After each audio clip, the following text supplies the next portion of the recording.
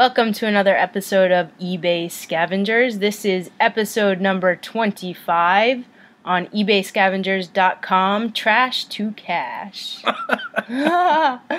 I'm here with Jay. This is Ryan. That's our little tagline. It's our little tagline, yep. And today we are talking about, first of all, what's going on in our store. Yeah, so real quick, we've been getting a lot of emails, which is cool, from the show. And that's always appreciated because it makes this worth it, since really we're just doing this for fun. Yeah. And so just to catch people up, there are four of us. There's two, there's me and Ryan, and we're on the East Coast. And Mikey and Wendy, they're basically in the West.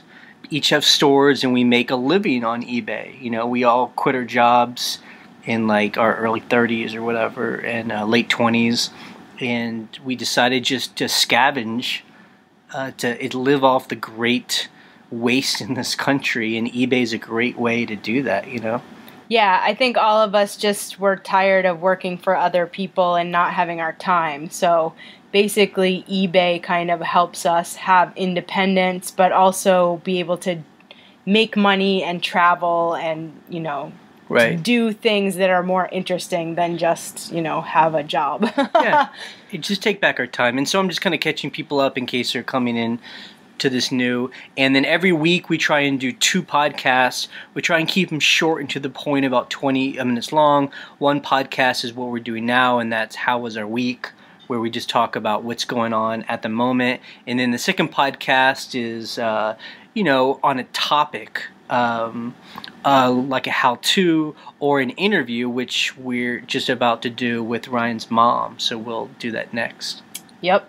Cool. So how was our week, Ryan? So one thing I wanted to talk about, something that we don't usually do, is do auctions. Our store, we have an eBay store, and we do buy it now with make an offer on almost everything. But we did an auction on a very vintage pair of mid-century lamps that we've had for a while. And it was kind of sad because they just did not get bid up to anything close to what our reserve was. Right.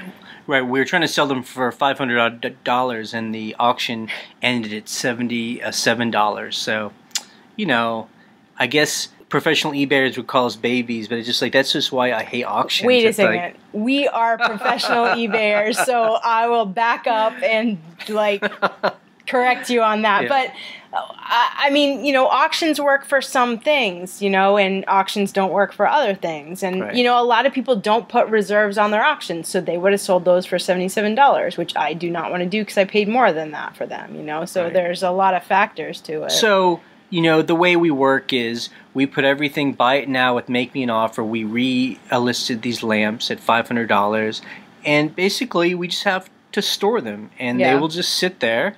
And I don't care. I'll wait a year, and the right person will come along, and they'll buy them. Right. Because that's a lot of what eBay is. It's just like the internet, the web is our storefront, and you just have to wait till that person somewhere on the planet Earth sits in front of there, does a search, and sees our really nice pictures and buys them. Yeah, and that's the other thing about auctions too, which is kind of a bummer, is there's a small window for auctions. There's, maximum 10 days or, 7 days normally. And so, maybe not a lot of people saw those. So, like you said, the right person will come along in the next few months, hopefully, and do it. But, we started getting to auctions again because we put up a necklace a couple weeks ago, and it got bid up to $1,200. It was $1,300. It ended at $1,300. But, the thing about that item, just to wrap this up a little bit, is I paid $3 for that. So there was very little risk. It was like, Sure. if I make $50 on this, fine, whatever. But those lamps I paid a lot more for. So. I think that's, when auctions are good, obviously, is when it goes crazy, and you can't, guess that. Yeah. But anyway, so, if you have experiences or thoughts on that, please, go into the comment section at ebayscavengers.com, and, we'd love to hear it's your opinion on that.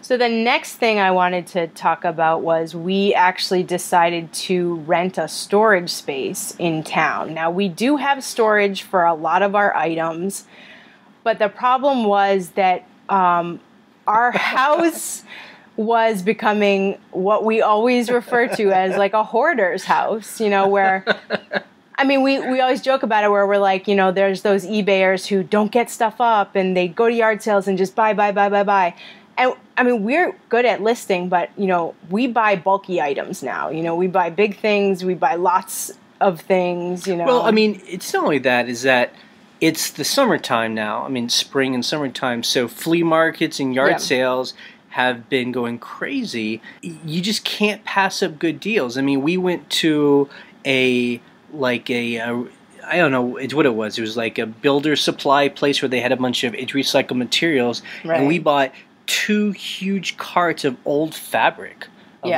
And so I'm staring at it right now. There's just like a huge pile of old fabric. And we got it for $15. Yeah, it was $15 for like yards and yards. Like we were unrolling it and we were like, there is so much. And it's designer fabric. And we could make, over $1,000 on this. So anyway, I will not limit myself to buying stuff just because of space. So we live in a rural area. We have several buildings that on our property that we store stuff in. It just turned out that, we just needed a little more space, and we rented a place it's $50 a month, and our house is now clean. Yeah, so that I think it's good to make business decisions like that sometimes. Like, I don't want to spend $50 a month, but at the same time, I would love to get my house back, for comfort. And, all that being said, if you're a new eBayer, our suggestion is don't spend any money up front, or as little as you can. I mean, we did for the first couple years just work out of an extra spare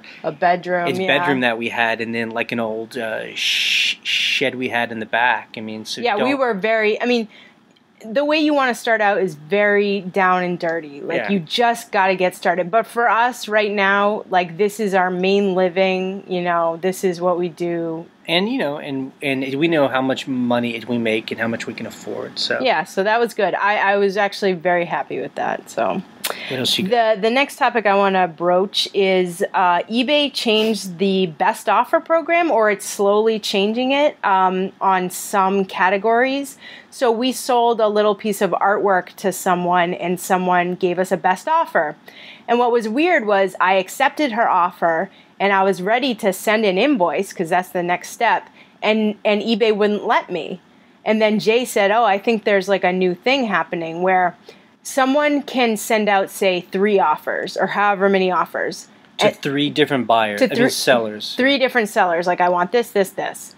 And then they wait for whoever to accept, and basically the buyer can accept your exception. They can choose. So they send out 3 offers to 3 different sellers, and then each seller can either counter or accept that, and then the buyer really has the power now and can pick who they want to buy from. Right. So it's unfortunate in a way for sellers, because then it's like you might have made that sale. You accepted, and they might accept back. But the good thing about it, in my opinion, is, if you go through the full exception process, they have to pay immediately instead of when you would send an invoice and wait. And sometimes people didn't pay. There's the small percentage of people who don't pay. Yeah, I mean, eBay is just trying to get rid of the problem that we have, is where maybe 5% of people that send us offers we'd never hear from them. They wouldn't pay, and then our item would be off of eBay for a week and a half while we're waiting for the process to go through of us to be able to do the unpaid item. Relist it. So the other thing too about it is, before the person who gave you the offer accepts the exception, it's open to other people. So that's another good thing about it, is any other buyer, it's still on the table for other people to buy. So that's a good thing for sellers as well. Like, anyone can buy it at full price or send you another offer while that one's pending. Right. So that's good. So it's net to anyone listening to this. If you're making an offer, it's only on 3 categories right now. It's on artwork, computers, and one other thing else. And then they'll expand it later. But it just means that it's important to accept offers or counter right away, because if you wait, that means that they might have already sent out other offers to other people, and a faster seller might respond it's faster than you, and then sell it out from under you. So make sure your alerts are turned on your phone, and it makes a noise when someone sends you an offer. Yep. Okay, that's it for me. Okay, so are we done? Only if you want to be. A couple things. So we spent the past 2 months, and we listed probably 500 or 600 pairs of shoes. So that was a lot of work. Wow. You know? And so that's really what we've sold the past week, you know. Yeah. And I mean, that's just the common. It makes a lot of sense.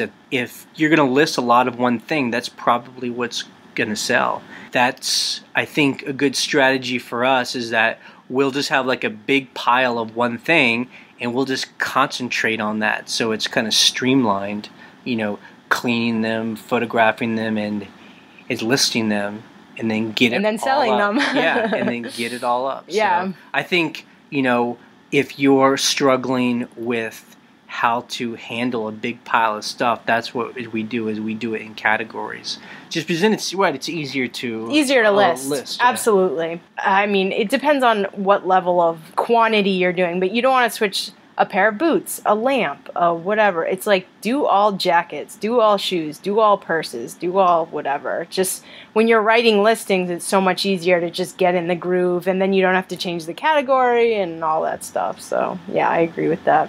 Yeah. And I was happy. I bought a big box of these expensive screws. Or they weren't expensive to me. Right. I bought like a $30, like a big, huge bulk box of stainless steel screws. They're like fancy deck screws, and right? And so this is something good for, you know, scavengers, is that if you find things in bulk, and then what we do is we sell them by the pound. Right. So I think there were 25 pounds, yeah. So, you know, I bought the whole box for $30, and then at $10 a pound, you know, we'll make $250. And we've been selling them. You know, people buy 1 pound, 4 pounds. Some guy in like Hawaii bought like 5 pounds, which is great. That's $50 right there. You know? And, you know, and trying to find things in bulk is a great way to sell, because then you just have to put up a listing, but a multiple quantity. Yeah, you just say quantity 25. Right. The other thing that we bought one time were these old nails. Yep. And we bought 50, I think it was either 50 or 100 pounds worth of these old like vintage nails. Like a square cut nails for old, you know, flooring. Yeah, it's like for like antique reproductions. We bought them at an auction for $8. It was 52. It was some huge quantity. And we sell those like crazy. Yeah. You know, we're literally going to make like however much. $1,000. $1,000. Right. Which is insane. $8 makes $1,000. I mean, it's over time, you know, but people will buy 1, 2, 3 pounds at a time. And what I do is, just so you guys know, I put them, you know, it's nails and screws. So you got to make sure they're in like a thick plastic container. And then I put them in a flat rate envelope. So it only costs, you know, I can do about 5 pounds in a, you know, peanut butter jar or something. And then I tape up the peanut butter jar, you know, screw it on tight, and then throw it in a flat rate envelope. So that saves the customer money for shipping, you know. And I just want to say hello to Adam in Fargo. Him and his wife have recently started an eBay store, and he contacted us. And he asked a question that a lot of people have asked us, is if we have listed our store on the blog, or if we said our podcast stores. And neither us or Mikey and Wendy feel comfortable yet kind of exposing our stores yet. Not because we have anything to hide, just, you know, it's the internet. We just want to make sure this is a positive experience for us, because, again, there's really no upside to us getting a lot of hassle from, I don't know, anyone out there. So, but the good thing is, everyone we've talked to who's emailed us, and there are 11 ratings on iTunes, all 5 stars. Yep. So people are really positive. So that's really great to hear from people. It's really nice to hear that people are listening. Yep. So anyway, so we're kind of anonymous right now, although it's probably easy to figure things out. And then we'll probably eventually talk about our stores. Anyway, that's it for us. this week? All right, so the next episode, episode 26, is an interview with my mom, who's another longtime eBayer, and we'll see what she has to say. Thanks for listening. Bye.